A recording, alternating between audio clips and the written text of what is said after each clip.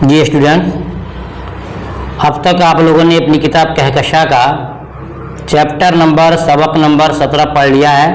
आज पढ़ेंगे सबक नंबर 18। ठीक है, और ये सबक जो है मिर्ज़ा गालिब का लिखा हुआ है और ये क्या है, गज़ल है। क्या है, गज़ल है। अब इसके ताल्लुक से जितने क्वेश्चन आपके मेन बुक में बने हुए हैं आप बताइए के नाम से उस क्वेश्चन को पढ़ाऊंगा। ऑब्जेक्टिव क्वेश्चन के साथ साथ आपको सब्जेक्टिव क्वेश्चन यानी मुख्तसर तो पढ़ाऊंगा, और जो ऑब्जेक्टिव क्वेश्चन बन सकता है उसको देखिए बना दिया गया है, ये भी आपको इंशाल्लाह पढ़ाऊंगा। तो चलिए, मेरे वो स्टूडेंट जो ग्रुप ज्वाइन किए हैं मैं उनसे कहूँगा कि जैसे कि रोज़ाना आपको एक वीडियो के साथ साथ आपको PDF मिल जाता है जहाँ आपने ग्रुप ज्वाइन किया है, तो याद रखिएगा कि आप इस PDF को जो लिखिएगा तो पहले वीडियो सुनने के बाद। ठीक है, चलिए देखेंगे। आज सवाल नंबर 1 में है कि दायम पड़ा हुआ तेरे दर पे नहीं हूँ मैं, ये बात शायर ने किससे कही है। दायम पड़ा हुआ तेरे दर पे नहीं हूँ मैं, ये बात शायर ने किससे कही है। सही जवाब, शायर ने ये बात शाह से कही है। किससे कही है, शाह से कही है। देखिए, ठीक है। सवाल नंबर 2 में है कि शायर को कौन मिटाना चाहता है। जवाब है जमाना मिटाना चाहता है। सवाल नंबर 3 में है उन्हें कौन लोग नहीं जानते, अजीज लोग नहीं जानते। ठीक है। सवाल नंबर आपके 4 में है वह दिन गए कहकर शायर क्या बताना चाहता है। जवाब, अपने को नौकर नहीं बताना चाहता है, कहता है कि मैं नौकर नहीं हूँ। सवाल नंबर 5 में है गालिब ने वजीफा खार किसको कहा है। गालिब ने वजीफा खार किसको कहा है। जवाब है अपने आप को कहा है, अपने आप को कहा है। सवाल नंबर 6 में है शायर के रोते हुए रहने से क्या होगा। बस्तियाँ वीरान हो जाएंगी। क्या हो जाएगा, बस्तियाँ वीरान हो जाएंगी। ठीक है। सवाल नंबर 7 देखते हैं चमन में किसके जाने से दबिस्ता खिल गया। जवाब है शायर के जाने से दबिस्ता खिल गया। ठीक है।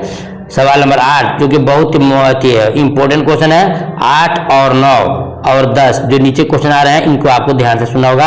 याकूब और यूसुफ में क्या निस्बत है। जवाब होगा याकूब और यूसुफ में बाप बेटे की निस्बत है। याकूब अलैहिस्सलाम क्या है, बाप हैं, और यूसुफ अलैहिस्सलाम उनके बेटे हैं। सवाल नंबर 9 में है कि मुवाहिद किसे कहते हैं। ये भी क्वेश्चन बहुत ही इंपॉर्टेंट है। मुवाहिद किसे कहते हैं। जवाब होगा खुदा को एक मानने वाले को मुवाहिद कहते हैं। ठीक है। नेक्स्ट देखते हैं। सवाल नंबर 10 में है रंज से खुवर होने से क्या मुराद है। रंज से खुवर होने से क्या मुराद है। जवाब होगा कि रंज से खुवर होने से आदी होना, यानी किसी इंसान को किसी गम को बार बार जो मिलता है तो सहते सहते इसका आदी बन जाता है, उसको आदत बन जाती है। ठीक है। तो मालूम हुआ कि रंज से खुवर होने से मुराद ये है कि रंज का आदी हो जाना, दुख तकलीफ को झेलने का, बर्दाश्त करने का एक आदी हो जाना। ठीक है। अब आइए दिखाते हैं आपको ऑब्जेक्टिव क्वेश्चन जो इसमें बने हुए हैं। देखिए सवाल में है ना कुछ जो जवाब गलत लिखा गया है, इसलिए आपको ध्यान से सुनिएगा कि मिर्जा गालिब का असल नाम क्या था। जवाब अलिफ में बेग, बे में असदुल्लाह बेग और जी में अब्दुल्लाह बेग। तो क्वेश्चन नंबर 1 का सही जवाब क्या होगा, आपका बे होगा, असदुल्लाह बेग, असदुल्लाह बेग। ठीक है। अब देखते हैं सवाल नंबर 2 में मिर्जा गालिब के वालिद का क्या नाम था।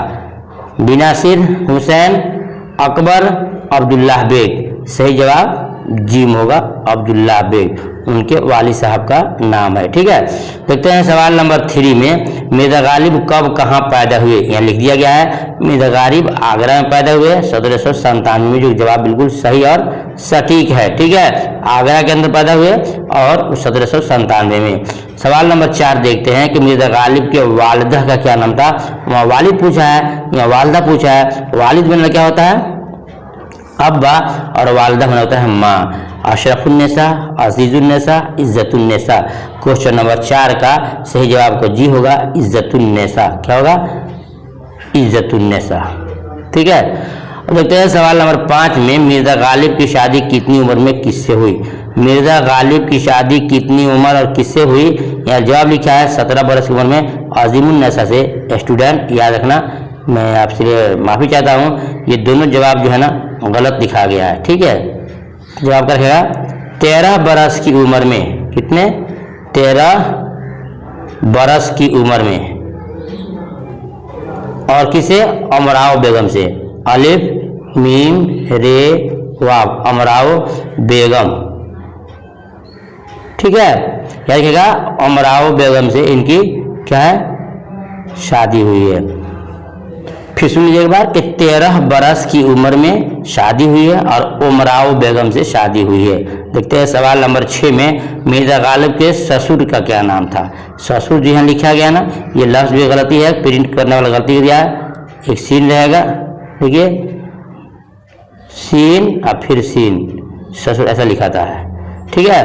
तो मिर्जा गालिब के ससुर का क्या नाम था, मोहम्मद बख्श, इलाही बख्श, नबी बख्श। सही जवाब क्या होगा, इसका सही जवाब होगा आपको बे, इलाही बख्श इनके ससुर का नाम था।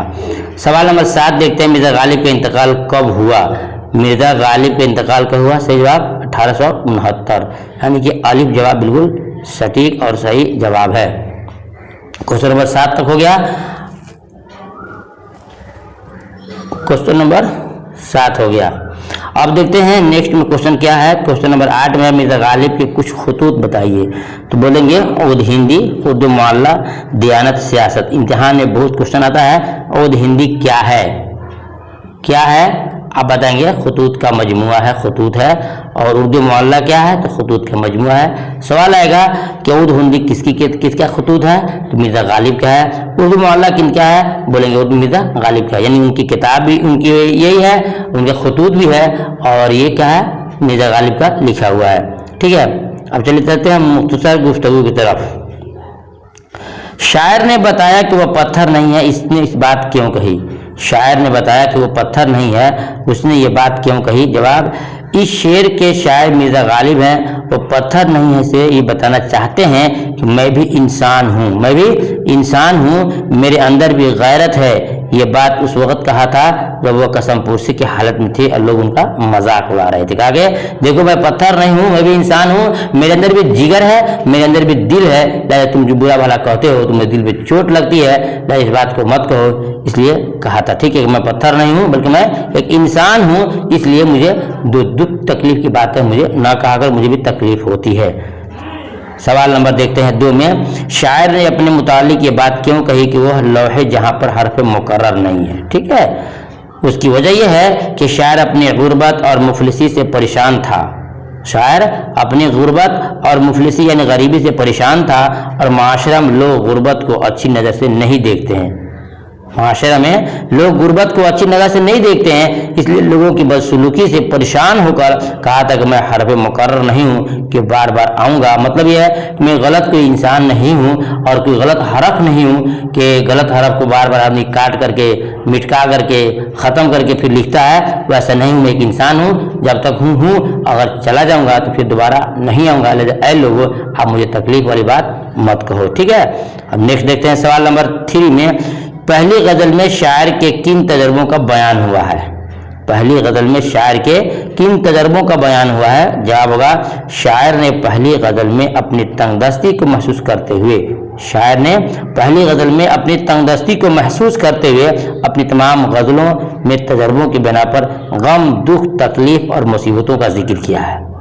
क्या बयान किया है, क्या तजर्बा बयान किया है कि जो उनकी गरीबी होती है, गरीबी किसी की क्या होती है, दुख तकलीफ क्या होता है, तमाम बातों को मिर्जा गालिब ने अपने गज़ल के अंदर पेश किया है, ठीक है। देखते हैं सवाल नंबर 4 में, बुलबुलें गज़ल खां क्यों हो गई। बुलबुलें गज़ल खां क्यों हो गई, इससे मुराद यह है कि मिर्जा गालिब जब दिल्ली पहुँचे और गज़लें कहना शुरू किया, दरबार में उसका चर्चा इतना हुआ कि हर छोटे बड़े गज़ल पढ़ने लगे, पढ़ने की तरफ माइल हो गए, इसलिए कह दिया कि बुलबुलें गज़ल खां हो गई। यानी कि हर एक चीज़, इंसान तो इंसान है, बुलबुलें भी गुनगुनाने लगी इनके नज़म खानी को और गज़ल गोई को देख करके। इसलिए कहा गया कि बुलबुलें गज़ल खां क्यों हो गई, इसलिए हो गई कि हर जगह, हर इलाके में, हर शहर में, गली में इनके गज़ल का चर्चा था, इसलिए कह दिया कि इंसान तो इंसान है, बुलबुलें भी गज़ल गो हो गई, ठीक है। सवाल नंबर 5 देखते हैं, जो कि लास्ट क्वेश्चन आपके बुक का, शायर के मुताबिक मुश्किलें कैसे आसान हो जाती हैं। शायर के मुताबिक मुश्किलें कैसे आसान हो जाती हैं। जवाब है, शायर के मुताबिक जिंदगी में मुश्किलात आते हैं, शायर के मुताबिक ज़िंदगी में मुश्किलात आते हैं और उसे घबराना नहीं चाहिए, क्योंकि बल्कि आदमी को उन मुश्किलात और परेशानियों का मुकाबला हिम्मत और बहादुरी से करना चाहिए। जी स्टूडेंट, ये तमाम सवाल है जो हमने आपको दिया और हमारे पढ़ाने का अंदाज़ अच्छा लगा हो तो वीडियो को लाइक के साथ शेयर जरूर कीजिएगा। फिर मिलता हूँ चैप्टर 19 में, जब तक के अल्लाह।